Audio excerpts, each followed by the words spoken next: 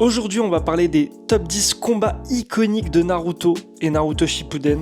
J'espère que vous êtes prêts les gars, ça commence maintenant. Pour le premier combat, donc le top 10, donc le 10e, on commence par Naruto vs Neji, qui est un combat qui allie histoire, background de personnages, pour donner raison à un des deux personnages. Les deux personnages ont une idée en tête, une vision de la vie et de leur histoire. Et la finalité de ce combat amène à qui a raison, qui a tort, à prouver que l'autre a eu tort, que l'autre peut vivre sa vie sans être enchaîné à une vie qu'on lui a prédit. C'est très très intéressant, ce combat est vraiment exceptionnel. Le combat de Naruto et Neji fait vraiment partie de mes combats préférés personnellement. Quand à la fin Neji pense qu'il a gagné et qu'au final il se fait avoir par Naruto, c'est vraiment un moment ouf et on rappellera toujours les OST des combats qui sont aussi exceptionnels.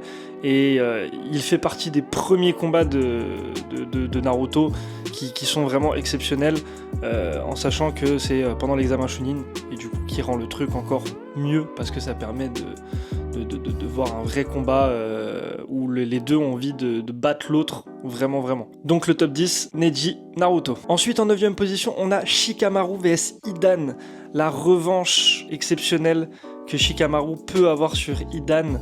Hidan qui a tué son maître, son sensei, Asuma, dont la mort est une des morts les plus tristes et les plus exceptionnellement bien racontées de Naruto.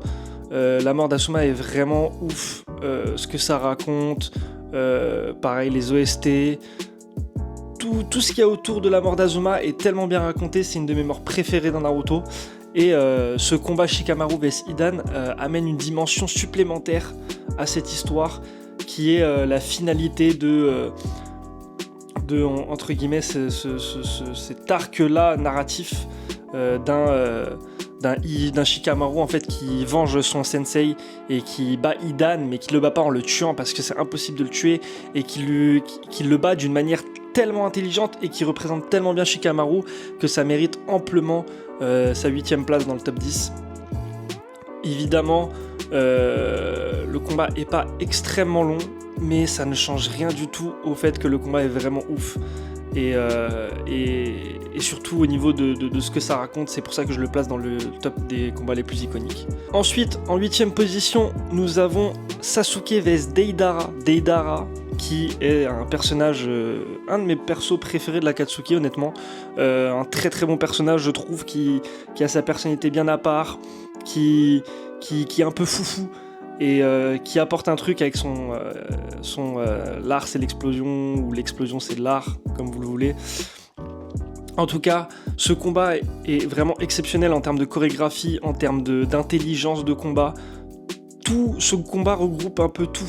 Il y a un peu moins d'histoire, mais ce combat, en fait, tellement la chorégraphie est ouf, tellement...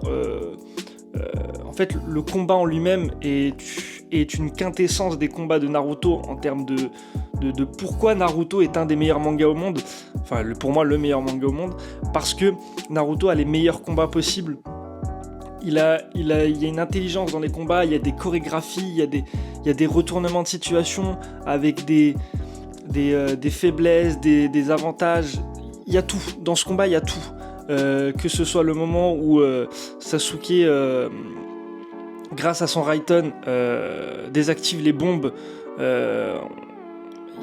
Il y a trop de moments où ce combat est ouf, en sachant aussi que Deidara, c'est vraiment, comme je vous ai dit, la quintessence de son art, parce que vraiment, il donne tout sur ce combat, jusqu'à en finir comme on sait que ça finit. Mais vraiment, Deidara donne tout sur ce combat, et c'est vraiment exceptionnel de le voir tout donner. Et c'est pour ça que ce qui se passe entre Sasuke et Deidara sur ce combat, c'est vraiment exceptionnel et ça mérite un top 8.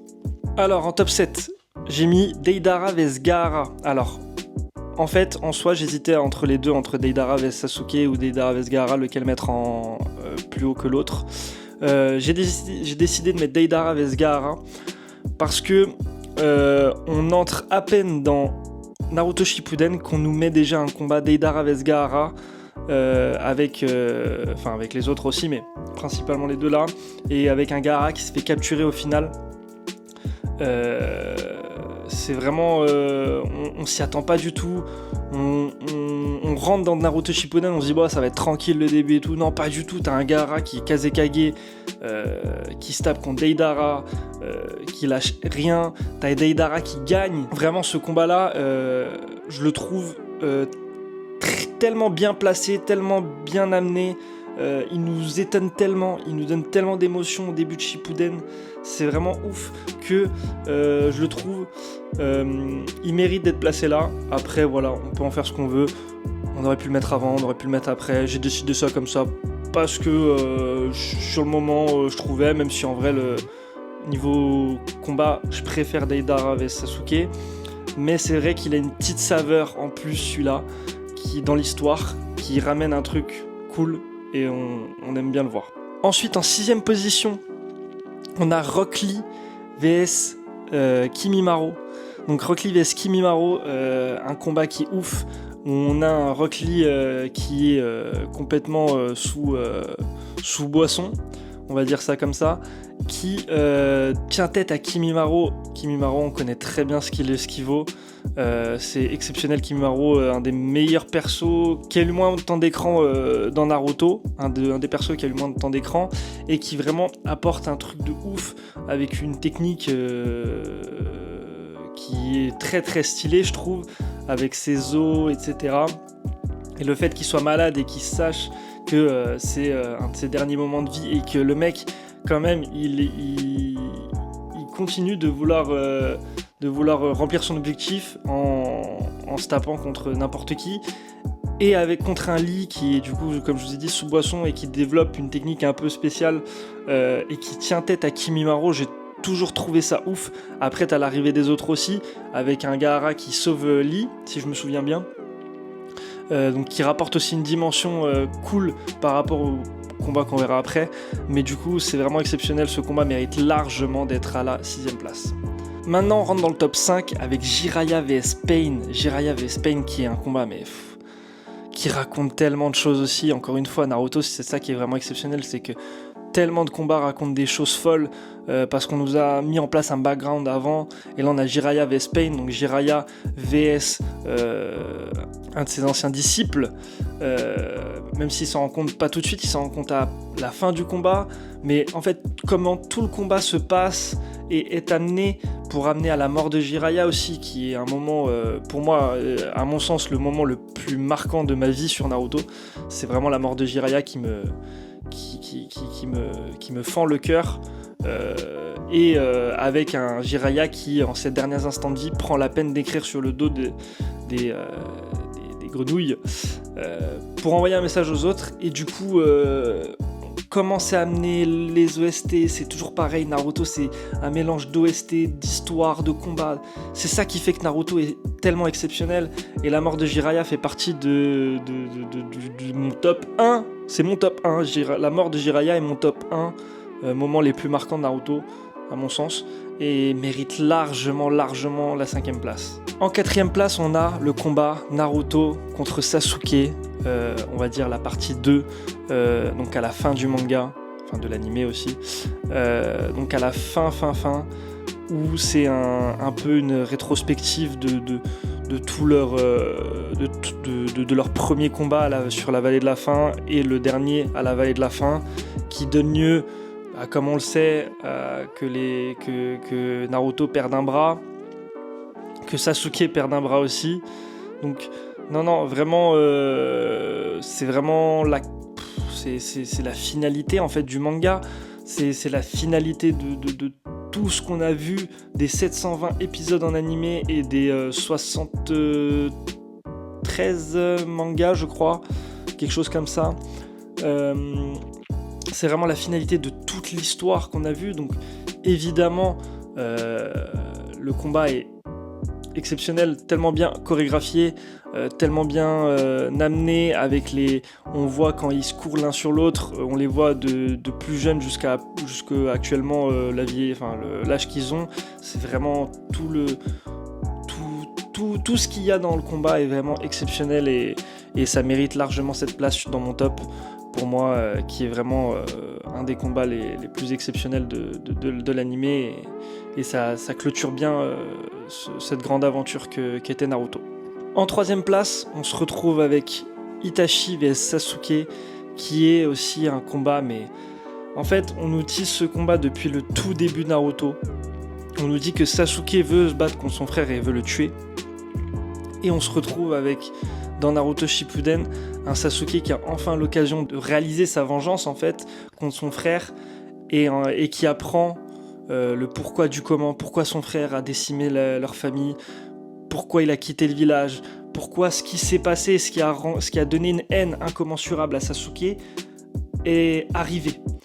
Et ce qui est ouf, c'est que on pensait que Itachi c'était un enfoiré, et en fait on comprend tout comme Sasuke au même moment, à chaque explication, comme Sasuke, on est limite à sa place, on comprend pourquoi Itachi a fait ça, on se met à sa place, et en fait on se dit qu'il avait pas le choix, et limite on vient à plaindre, et c'est même pas limite, on vient à plaindre Itachi, parce que c'est Itachi qui a un des plus souffert dans cette histoire. Évidemment Sasuke a souffert, mais Itachi a eu une vie rythmée à la protection de Konoha, on va dire, et il a donné sa vie pour Konoha, il a tout donné pour ça, et que ça se finisse comme ça avec le combat Sasuke vs Itachi, et que ça se finisse aussi avec tous les flashbacks qu'on a pendant ce combat où il vient lui toucher le front avec ses deux doigts, et comment ça se finit, c'est vraiment waouh. Ça fait partie des combats qui étaient un des plus attendus de l'animé et du manga, et qui a le plus rempli son cahier des charges, on va dire, et ce qu'il nous promettait. Et vraiment, pour moi, ça fait vraiment... Il mérite totalement d'être dans le top 3 de mes combats préférés, parce que je le trouve exceptionnel. En deuxième position, on a Lee vs Gaara, qui est pour moi le meilleur combat de Naruto. Naruto classique, parce que en fait on est choqué, ce combat nous choque complètement. On a un Gaara qui a l'air intouchable, qui est tellement fort, qui a un bijou en lui, qui est une forteresse littéralement. Le mec est une forteresse de défense, personne n'a réussi à le toucher durant tout l'examen Chunin. On arrive au combat contre Lee, tu te dis Lee il ressemble à pas grand chose, comment ça va se passer? Tu vois déjà Lee qui est plutôt chaud, qui lui met des petits coups de pied et tout, mais il n'arrive pas à le toucher. Là d'un coup t'as un Lee qui lâche ses poids, ça pareil, c'est un moment, en soi c'est même pas un moment de combat on va dire, mais c'est tellement un moment qui a choqué mais tellement de monde, que Lee enlève les poids qu'il a sur les jambes et qu'il les lâche et que ça fasse des trous dans le sol. Tous ceux qui se rappelleront de ce moment trouveront ça exceptionnel, mais c'est vraiment fou. Et ensuite il se donne vraiment à fond Lee en faisant des grosses techniques et en arrivant à toucher et à blesser Gaara, ce qui est exceptionnel à ce moment-là. Et on se dit que vraiment Lee nous choque, vraiment on est choqué du niveau de Lee. Rock Lee est tellement haut niveau à ce moment-là qu'on se dit waouh, on est choqué de fou, le combat est exceptionnel, et du coup quand ce combat se termine, on est vraiment en mode waouh, Naruto, il y a du niveau de fou, surtout avec ce qui se passe à la fin. Je vais pas trop, on va éviter de spoil, même si j'ai déjà spoilé certains trucs, on va quand même éviter de spoil les combats pour ceux qui l'ont pas vu. Non, vraiment, c'est vraiment exceptionnel, et comment ça se termine et ce que ça raconte, et surtout les chorégraphies quoi, et le combat en lui-même est vraiment exceptionnel.